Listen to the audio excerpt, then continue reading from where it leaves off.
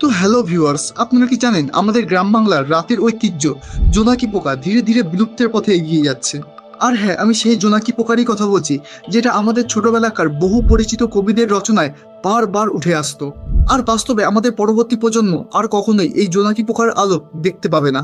আর আপনি নিজেই বলুন তো, আপনি কি আর আগের মতো জোনাকি পোকা দেখতে পান?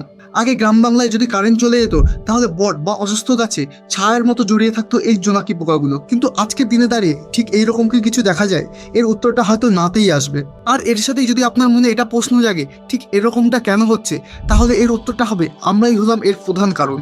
কারণ শুধুমাত্র আমাদের জন্যই বন জঙ্গল কেটে লোকালয় তৈরি হচ্ছে এবং চাষের জমিতে দিনের পর দিন কীটনাশক আর পেস্টিসাইড ইউজ হয়ে যাচ্ছে। এবং এর সাথে সাথেই পাল্লা দিয়ে বেড়েছে স্ট্রিট লাইট এবং বাড়িঘরের লাইটগুলি, যেগুলি এই জোনাকি পোকাগুলির কমিউনিকেশনে সব থেকে বড় বাধা হয়ে দাঁড়িয়েছে। এবার আপনার মনে অবশ্যই প্রশ্ন জাগতে পারে যে এর ফলে বড়জোর কি হতে পারে।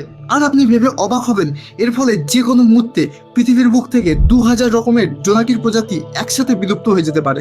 আর এর ফলে আমাদের পরবর্তী জেনারেশনগুলি কখনোই আর জোনাকির আলো দেখতে পারবে না। আর আমার পার্সোনালি মনে হয় এই বিষয়ে আমাদের পরবর্তী জেনারেশনের খুব বেশি মাথা ব্যথা হয়তো নেই, কারণ আমরা জোনাকির আলোর থেকে আমাদের ফোনের স্ক্রিনের আলোয় বেশি সুখী। কিন্তু এটা সব জায়গায় নয়। আপনি কি জানেন মালয়েশিয়া, তাইওয়ান এবং জাপানে জোনাকি পর্যটন কেন্দ্র গড়ে উঠেছে। আর প্রতি বছর 2 লাখেরও বেশি ট্যুরিস্ট ভিজিট করে শুধুমাত্র এই জোনাকির আলো দেখবে বলে।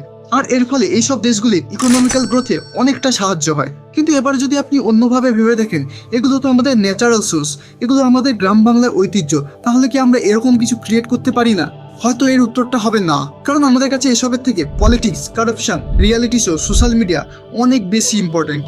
সে যাই হোক, আপনার মতামত অবশ্যই কমেন্টে জানান এবং আমিও চেষ্টা করি কালের ফাঁকে আপনাদের ভালো ভালো কন্টেন্ট দেওয়ার। তো যদি আপনাদের আমার কন্টেন্ট ভালো লেগে থাকে, তো অবশ্যই একটি লাইক দিয়ে পাশে থাকুন এবং সাপোর্ট করুন, এবং পারলে ভিডিওটি শেয়ার করুন, কারণ সত্যি বলতে এই মুহূর্তে আপনাদের সাপোর্ট আমার অনেকটা প্রয়োজন। ধন্যবাদ।